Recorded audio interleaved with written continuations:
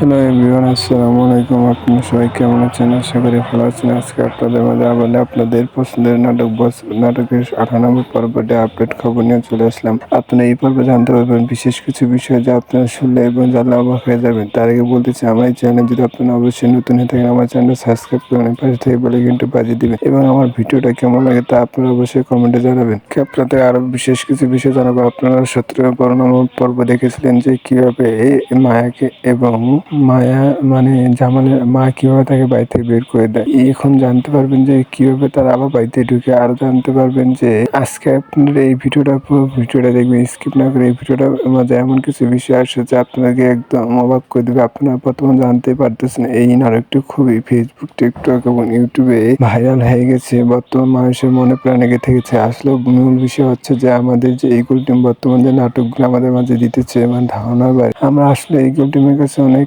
প্রশংসা করি যে আমাদের মাঝে এত সুন্দর একটি নাটক দিতেছে এবং নাটকের মাঝে এত ভালো ব্যবহার, মানে মানুষের উপর ভিত্তি করে এই ভিডিওগুলো বানানো হয়েছে। আপনারা এই বিষয়ে জানতে পারবেন যে চেয়ারম্যান কি করে না করে, জামাল কি করে এবং মরিয়ম কি করে, জামালের মা কি করে এবং রোমান কি করে।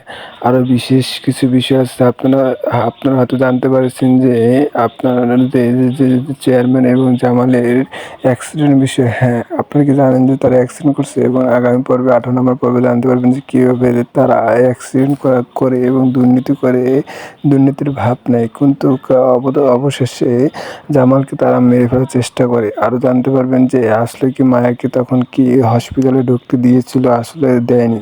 আরও অনেক বিষয় আছে যা আপনি দেখলেই বুঝতে পারবেন। আর আমার ভিডিওটা যদি আপনাকে ভালো লাগে অবশ্যই চ্যানেল সাবস্ক্রাইব করবেন।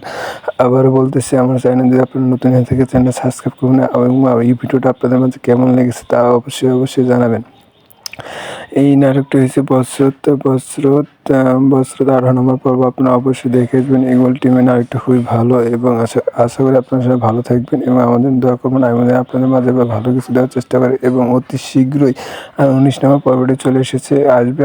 আসলে আপনারা অতি শীঘ্রই আমি আপনাদেরকে জানানোর চেষ্টা করবো। আর আপনারা অবশ্যই এই চ্যানেলটা, এই ভিডিওটি এখনই আপনার ইউটিউবে দেখে আসবেন। যারা দেখেনি তারা এখনই অবশ্যই দেখে আসবেন। আল্লাহ হাফেজ, ভালো থাকবেন।